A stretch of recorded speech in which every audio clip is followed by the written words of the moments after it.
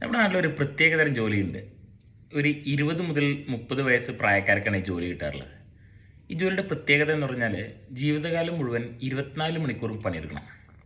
Resignation ഒന്നും വെച്ചിട്ട് വീട്ടിൽ പോകാൻ പറ്റില്ല. ജോലി ജോയിൻ ചെയ്യണമെന്നുണ്ടെങ്കിൽ പൈസ അങ്ങോട്ട് കൊടുക്കണം.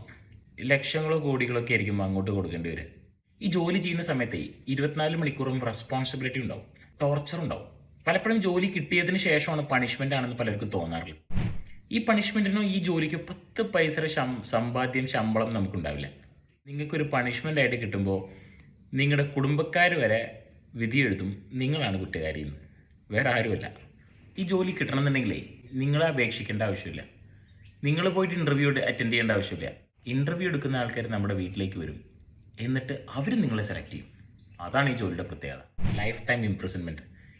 ഇതിന് നിങ്ങൾ എന്ത് കുറ്റമാണ് ചെയ്ത്? ഒരു കുറ്റം ചെയ്യേണ്ട ആവശ്യമില്ല. ഇത് നിർബന്ധമായിട്ടും അടിച്ചേൽപ്പിക്കപ്പെടുന്ന ഒരു ജോലിയാണ്. ആൻഡ് നിങ്ങൾ കുറ്റക്കാരനാണെന്ന് നിങ്ങളുടെ കുടുംബം വരെ സംസാരിക്കും. നിങ്ങൾക്ക് യാതൊരു രീതിയിൽ സോഷ്യൽ സപ്പോർട്ട് ഉണ്ടാവില്ല. ഏതാ ജോലി എന്നല്ലേ? Arranged marriage.